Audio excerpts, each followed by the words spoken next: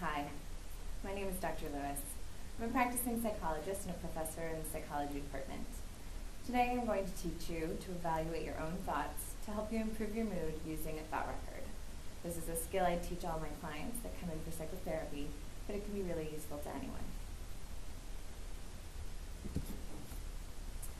During this training session, I'm going to give you a brief introduction of cognitive behavioral therapy, explain automatic thoughts and their role in potentially improving your mood, and teach you how to identify and evaluate your own automatic thoughts using a thought record. So, what is CBT? It was first developed in the 60s when Dr. Aaron Beck attempted to validate theories underlying psychoanalysis. When he found evidence against such theories, he began developing CBT. Since that time, it has been applied to diverse populations with a wide range of disorders and problems such as anxiety, eating disorders, and obsessive-compulsive disorders. It also has a strong evidence base for efficacy, meaning many studies have shown that CBT actually works and helps people get better. The underlying theory of CBT is that dysfunctional thinking is common in all psychological disturbances. Thoughts, feelings, and behaviors are all connected. Often people seek treatment because of their feelings. They're feeling depressed or anxious. In CBT, the therapist teaches people to evaluate their thinking in a more realistic and adaptive way, and consequently, they experience improvement in their emotional state, i.e. their feelings, and their behavior. Let's walk through a specific situation as an example of how thoughts, feelings, and behaviors are all connected. I chose this situation as it seems pertinent to many students.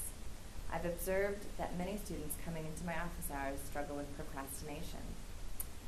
Okay, so in this particular situation, a student was sitting down with the intention of studying for a big test. As they opened their books, they began to feel nervous, a little sad, and definitely hopeless. And these feelings were associated with the thoughts running through their minds, such as, what's the point? I'll fail no matter what, and I'll never get through all this material. The result of all these negative feelings was that the students closed their books and unwisely chose to stay up too late watching television. Today, we're going to specifically focus on how we can target the automatic thoughts, like the ones discussed in the previous situation, as a way of improving mood and even changing behavior. So, what are automatic thoughts? First of all, we call them automatic because they're often outside of conscious awareness. They're quick and fleeting. In addition, they're paired with a shift in mood, and when we learn to notice them, which takes some practice, they can be expressed as a short phrase or mental image. Like I said, though, these thoughts occur very automatically, and it does take some purposeful practice to begin to notice them.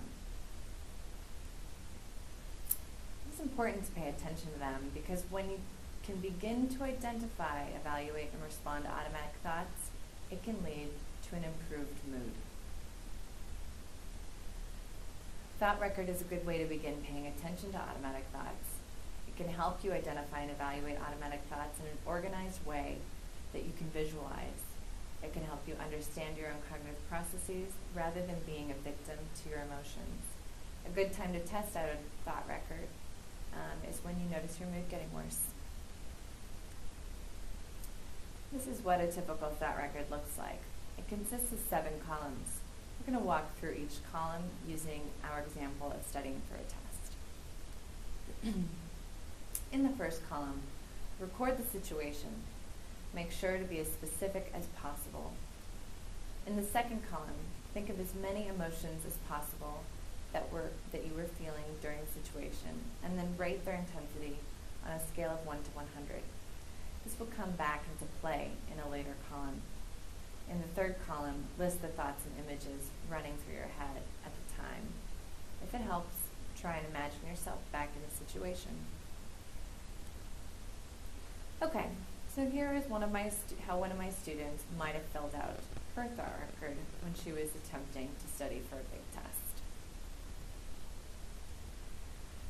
The next 2 columns of the thought record are used to begin to evaluate the automatic thoughts. we're going to focus on the thought, I'm going to fail this class, because that was the most upsetting thought for this hypothetical student. The first column is used to record evidence to support the thought. Even if a thought is distorted and unlikely, there is typically some grain of truth in it. So it's important to acknowledge the legitimate reasons for the thought. The other column is used to record evidence that does not support the thought. This column allows you to see your thought in a more realistic way and to begin to evaluate its validity. Based on the evidence for and against your automatic thought, you record a more balanced or alternative thought in the next column. Ask yourself, based on the evidence, is there a more balanced way of thinking about this situation? And what would be an alternative way of thinking about this that could benefit me? It's important that the new thought you generate is compelling to you. Then, in the final column, you re-rate the intensity of your emotions and list any new emotions that came out of the thought record. This is how my hypothetical student filled out her thought record. She generated 2 more balanced thoughts. For instance, there are many opportunities to succeed in this class, and if I put in the effort throughout the semester, I can get the grade that I want in this class. Finally, she re-rated her feelings, and as you can see, she actually felt a lot better after going through this exercise. But even if this exercise only improves her mood a little bit, it helps to gain a better understanding of one's thought processes and emotions. It's worth it. So, potentially, the next time the student sits down to start to study, she can evaluate her initial negative feelings, overcome her procrastination, and get a little bit of studying done.